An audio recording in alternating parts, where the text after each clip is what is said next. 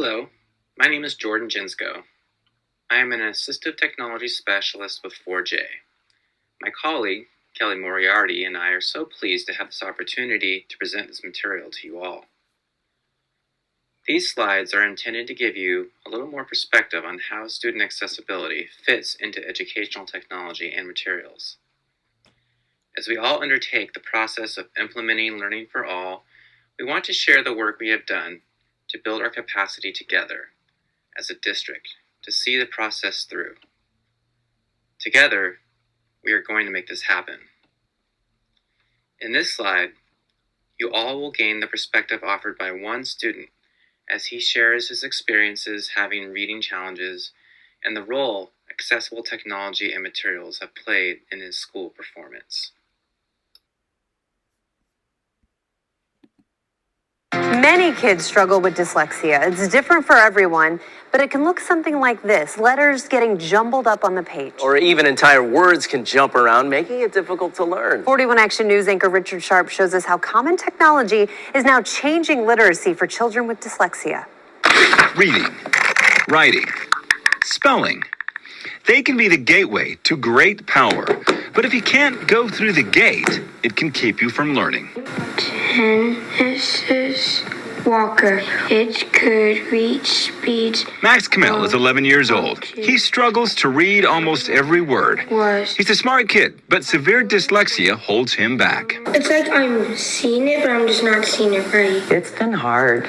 It's been really hard. But now, things are changing. This year he tested above average. Max uses talk-to-text to write essays and audiobooks to help him learn material. At school, I have a Chromebook. It will read it to me, like if we have to read a book. Common technology is being used more heavily to help dyslexic learners go around the gatekeeper of reading, writing, and spelling, allowing them to unlock their true intelligence. Go to our digital branch. Even the public library has a specialized font for ebooks, And you can see everything changes. that can help some dyslexics read more easily. One of the best resources that we have are through our streaming services, our ebooks, our audiobooks. Dear Amy, by Helen Callahan. In fact, in 2017, the library had more people sign up for streaming services than 2016. More than 6,000 people.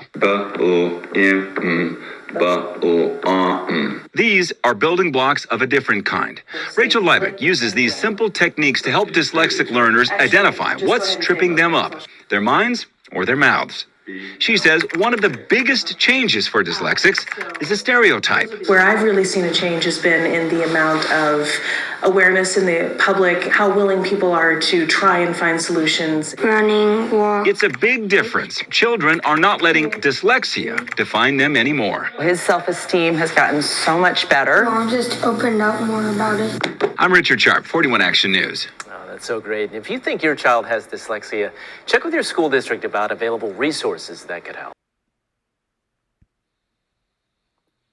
In order for all students to have equal access to their education, they need accessible educational materials, or AIM, accessible formats, accessible technology, and in some cases, assistive technology. In practice, the line between what is accessible and assistive technology, or AT, can become blurred, especially as more AT is included as built-in accessibility features on the consumer devices many learners and families already own. In our district, all students have access to either an iPad or laptop throughout the school day. The next slide will explain what this means for staff and students.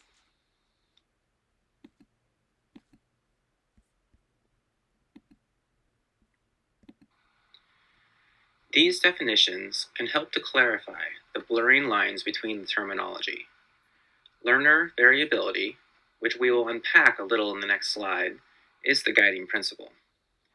When educational materials and technologies are deployed with learner variability in mind, they are universally designed and permit the greatest student learning potential. As AT specialists, we can help support your efforts toward building accessibility in your learning design. We can also address the needs of students with more complex access barriers that may require additional assistive technology beyond the accessible technology materials available to all students.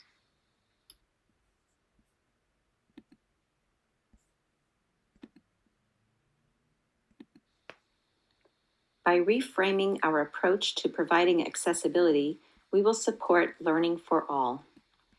In this short video from the National Center on UDL, they talk about how the Universal Design for Learning emphasis is now focused on student variability rather than disability.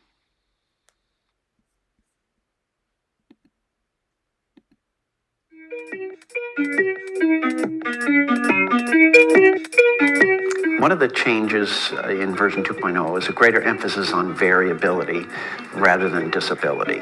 Both the field of disability studies and our understanding of cognitive science have suggested that a much better use of a word would be variability. It's not specifically about disability, although it includes that, but it's about how do we respond as an educational system to the variability in the students that we teach. Learners of all ages, of all nationalities, of all types are highly variable. Whether they're disabled or not depends on their interaction with the context. So variability needs to be emphasized, not disability.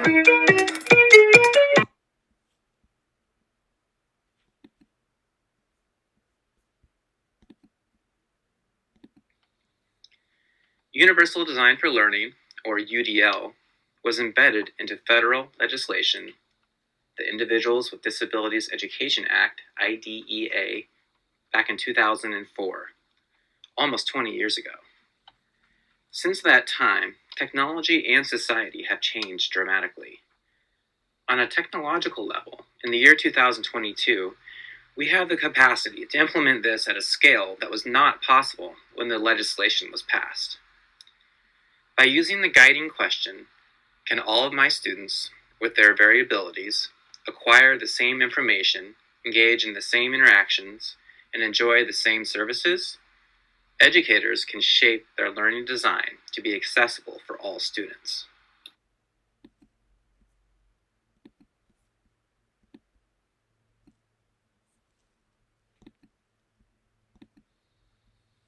Several laws govern the use of accessible educational materials, or AIM.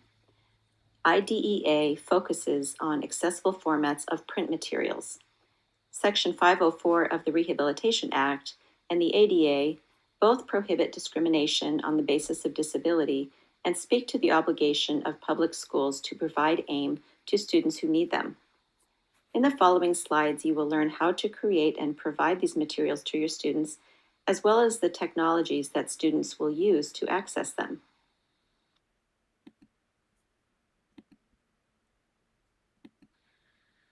One crucial aspect of creating accessible educational materials relates to how materials that are sourced from paper formats are scanned into a digitized format that is accessible with text-to-speech. The document you see in this slide was created by screenshotting content on the web. The text cannot be read aloud with built-in text-to-speech features on a device. It is essentially a photograph.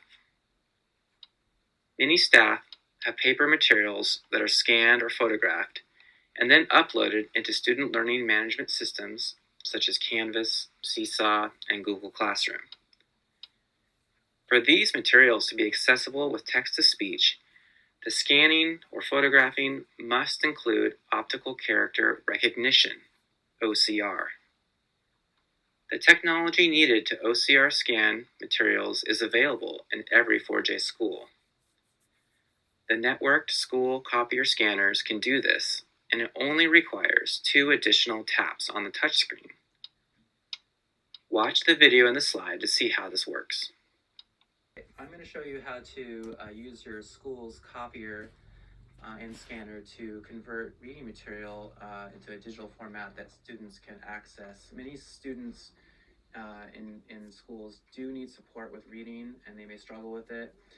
We as staff have the ability to scan anything that would be in paper format, like a packet or a worksheet, anything that has reading content, and we can scan that with OCR or optical character recognition, and that would allow the student to use their device to have it read to them with text-to-speech accommodations.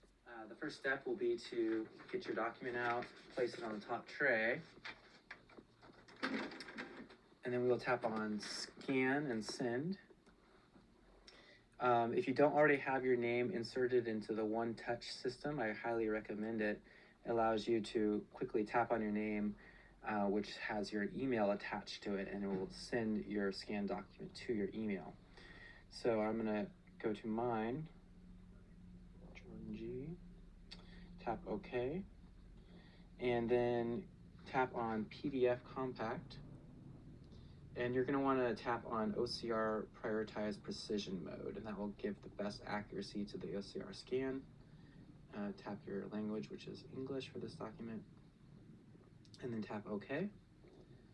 And the last step is to hit Start. And it says the sent job has been accepted. You can close. And that should be all you need to do on the scanner to send that to your email. All right, after you've scanned and sent the document to your email, you're going to open your email. On your inbox, you'll see a Do Not Reply attached image. That's the one you just sent to yourself. Go ahead and open that and download the attached image here. It's going to then open it up. The next step will be to tap on or click on the download button at the bottom. And it's been downloaded to your computer. All right, then if you want to then share it with students and or staff, you would, there are many ways to do it, but I recommend just using the Google Drive. So open your Drive and then tap or click on New File Upload, and then open your Downloads folder.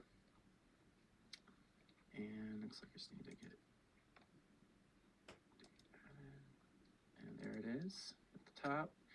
Then click on Open. And it is uploading it to your Google Drive, or you can then share it with others. This is a sample accommodation page on an IEP. The yellow arrows point to accommodations that can be made available to all students on their school-issued devices. Examples are text-to-speech, dictation, word prediction, and access to digitized text. One of the accommodations listed is for a student to use headphones. This should be permitted and encouraged so that students who need text in audio format will be able to do so discreetly without distracting others.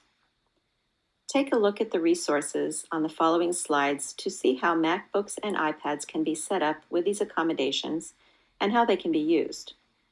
You will also find links to our 4J Assistive Technology blog on the slides.